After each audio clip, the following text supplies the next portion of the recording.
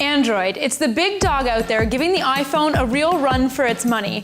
The rising stars in the Android world are the HTC One and the Samsung Galaxy S4. Now, we get asked to compare the two all the time, but what if you're looking for something a little bit different? A good Android phone comes in many shapes and sizes. Some people simply don't want to spend a fortune when all they need are the basics, and some people don't want to learn all the bells and whistles of a complicated phone. And that's okay, because there's an Android phone for virtually everyone out there. We've got some options that you might not have heard of before, so here are our picks for what we think you should check out. Let's start with this tiny little phone right here. This is the Huawei Ascend Y201.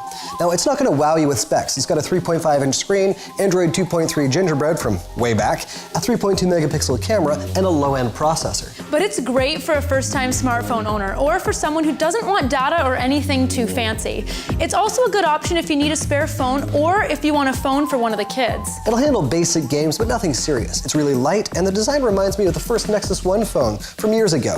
The best thing about it is that you can get it contract-free for under $100, and you can get it unlocked. It's a great phone for traveling. We're not going to tell you that the Ascend is awesome by any means. The software and hardware will have you partying like it's 2009, but for the price you're paying, it's not half bad. If you like your phones a bit stronger and a bit sexier, Sony's got something for you.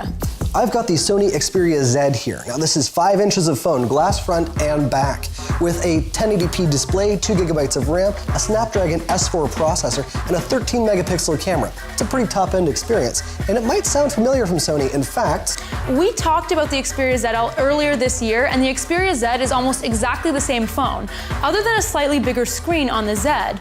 Also, the ZL has an IR blaster and dedicated hardware camera shutter button too.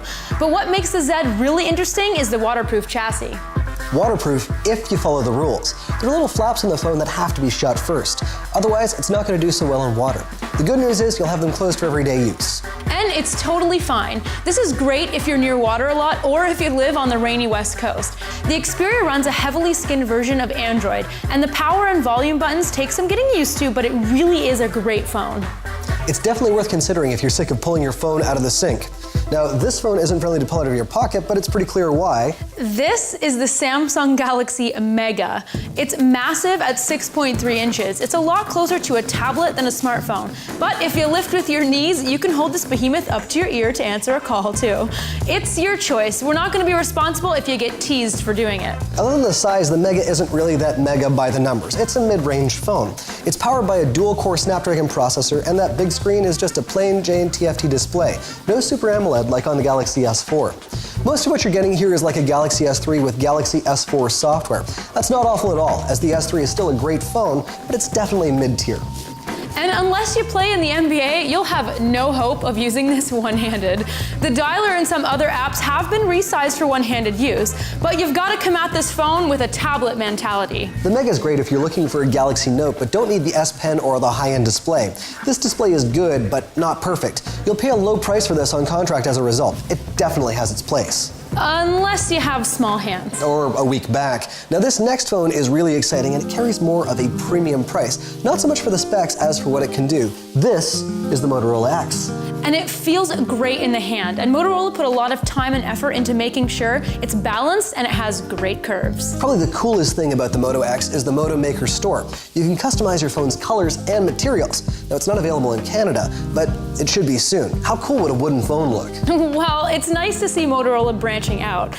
Anyway, the Moto X has decent specs. A 4.7-inch 720p screen, 2 gigabytes of RAM and 13 megapixel camera, and a 1.5 gigahertz Snapdragon S4. But if you look at what the phone does rather than what it has, you'll be impressed.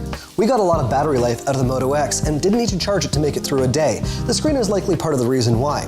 Two things about the Moto X really appeal to us: active notifications and touchless control.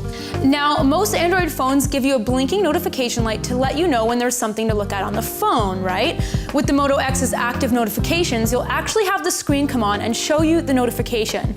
It doesn't kill the battery because you're running an AMOLED screen, meaning any black on the screen is a pixel not being used. The Moto X also senses when you lift the phone or take it out of your pocket and turns the screen on accordingly. This is so cool and very useful. There's no tapping to check to see who messaged you. Touchless control is equally cool. It uses Google Now and teaches your phone to always be listening.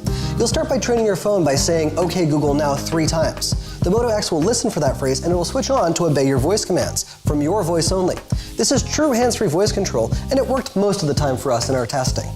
It's not perfect, voice commands never are perfect, but Google now has some of the best voice recognition out there. This is implemented really well, if you're not creeped out by your phone always listening to you. Motorola Assist is another smart feature. Once you set it up, the Moto X will know when you're sleeping and silence your phone.